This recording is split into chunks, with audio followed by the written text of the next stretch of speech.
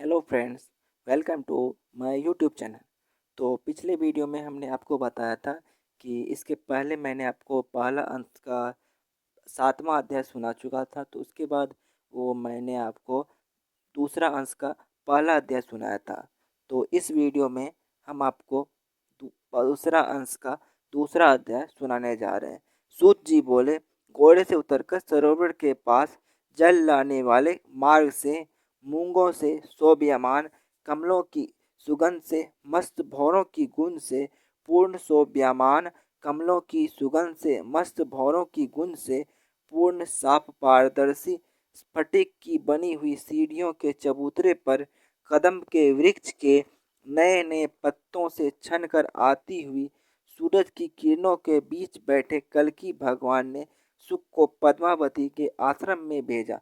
वहां पहुंचकर नाग केसर के वृक्ष पर बैठे हुए सुख ने सखियों से घिरी हुई अटारी के ऊपर कमल के पत्तों की सेज पर शयन करती पद्मा जी को देखा।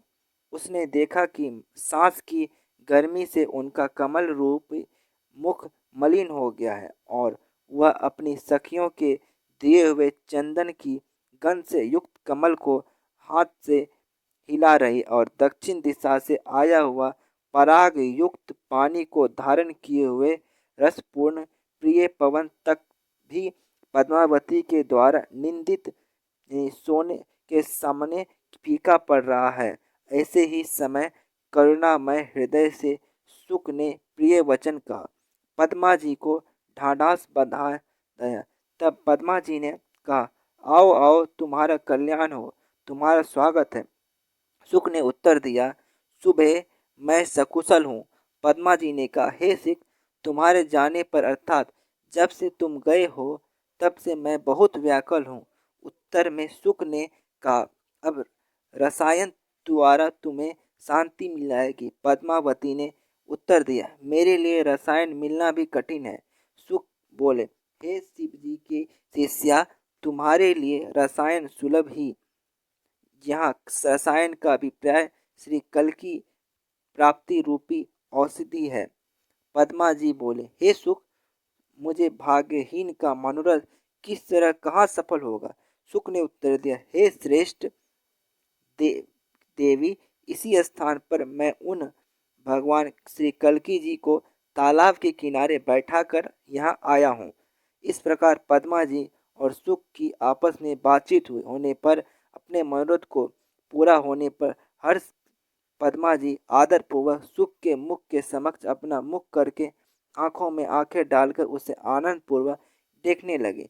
विमला, मालिनी, लोला, कल, मंदा, विलासिनी, चारुमती, कुमुदा, ये 8 नयिका सखियां इन सखियों के साथ जल क्रीड़ा करने को तैयार होकर पद्मा जी ने कहा, सखियों, मेरे साथ तालाब के किनारे चलो।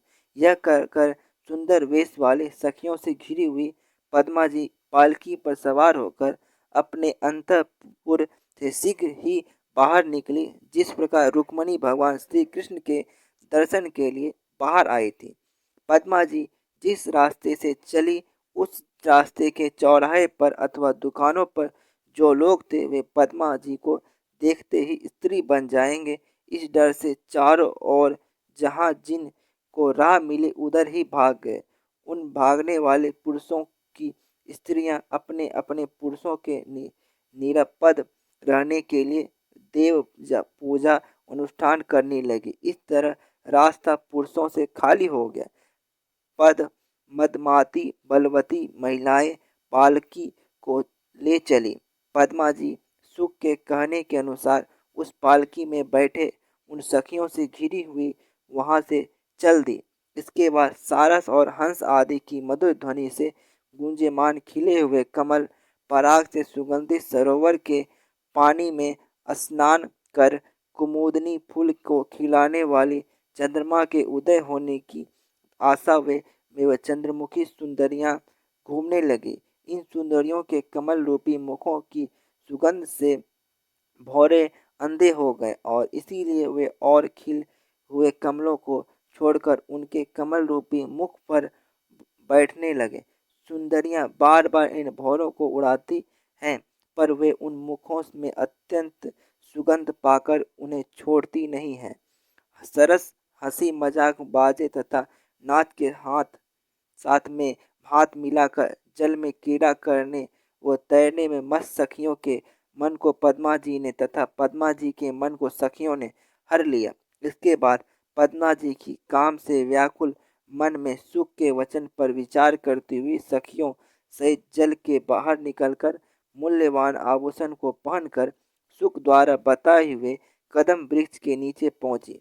सुख के साथ वहां जाकर मणियों से सजे चबूतरे पर महामणियों से विभूषित सूर्य की चमक से भी अधिक तेजोमय भगवान कल्कि को अपने सामने सुख से सोते हुए तमाल के पत्तों के समान नीले रंग वाले पीले वस्त्र पहले हुए सुंदर कमल जैसी आंखों वाले घुटने तक पहुँचते रही भुजाएं वाले विशाल तथा वृक्ष तथा पतली कमर वाले श्रीवत्स से चिन्हित हृदय वाले और छाती पर कौस्तुभ मणि की कांति से प्रकाशित कमलपति भगवान कल्कि जी विराजमान हैं। उस अद्भुत रूप को देखकर पद्मा जी विराजमा ठगी सी रह गई। उचित आदर सत्कार करना भूल गए। हृदय में शंकर का होने के कारण पद्मा जी ने उन्हें जगाने को मना किया। कहीं ऐसा ना हो मुझे देखने से ये महान बलवान अत्यंत सुंदर पुरुष स्त्री बन जाए, तब यहाँ मेरा क्या होगा। कहीं मेरे लिए शिव का वरदान अभिशाप का रूप ना ले लेंगे। इसके बाद इस जड़ और चेत संसार के स्वामी भगवान कल्कि जी पद्मा जी के मन की बात को समझकर जागे और देखे कि परम रूपवती पद्मा जी वहाँ खड़ी है। मधुसूदन भगवान विष्णु के सामने लक्ष्मी जी खड़ी हो सखियों के साथ आई हुई बिना पलक मारे कटाक्ष करती हुई पद्मा जी को देखकर उस साक्षात माया के समान मोहिनी रूप राजकुमारी पद्मा जी श्री कल्कि जी के काम से व्याकुल होते हुए कहा, हे सुंदरी, यहाँ और सौभाग्य से तुम्हारा यहाँ आना मेरे लिए शुभ हुआ। तुम्हारे चंद्रमा के समान सुंदर मुख से मेरी वासना का ताप दूर हो कर सुख बढ़ेगा। हे चंचल नेत्रों वाली, मुझ संसार के विधाता को काम रूपी सांप ने डसा है। तुम्हारी सुंदरता के रस रूपी अमृत से उसकी शांति हो सकती है।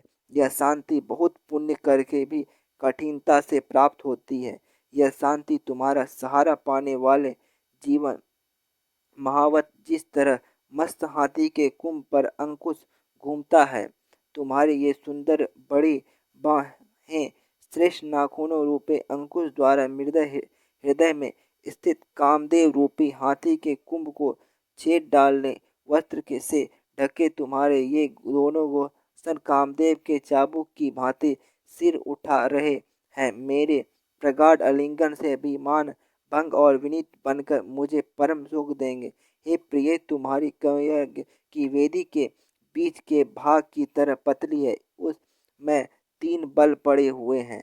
उन पर सुंदर रोए उगे हैं। मैं जानता हूँ कि त्रिवली रेखाएं तुम्हारे प्रिय के काम मार्ग में उतरने की सीढ़ियां हैं।